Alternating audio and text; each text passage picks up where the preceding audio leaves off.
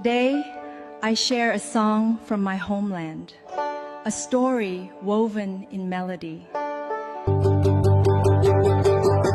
گلی صد برگ تابستانم ای یار، فرار از ملک مالستانم ای یار، فرار از ملک مالستانم ای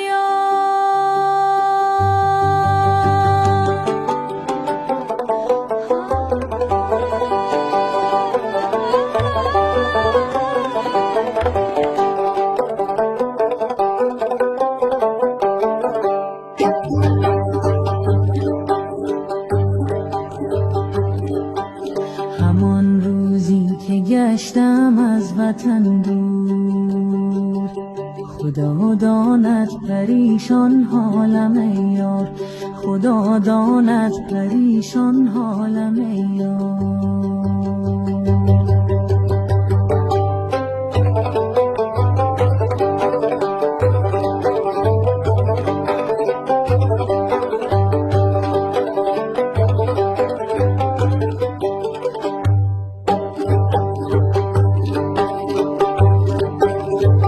خدایا کشکی کوتل شیر موشودی، که کوتل راهی مسافر موشودی، که کوتل راهی مسافر موشودی.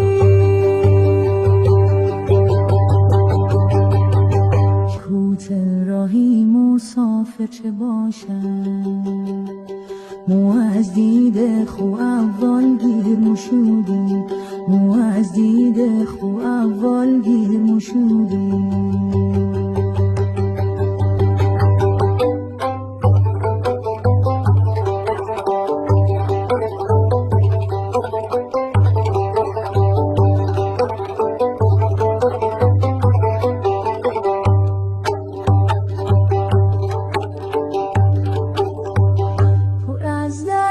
پر از دردم خدایا،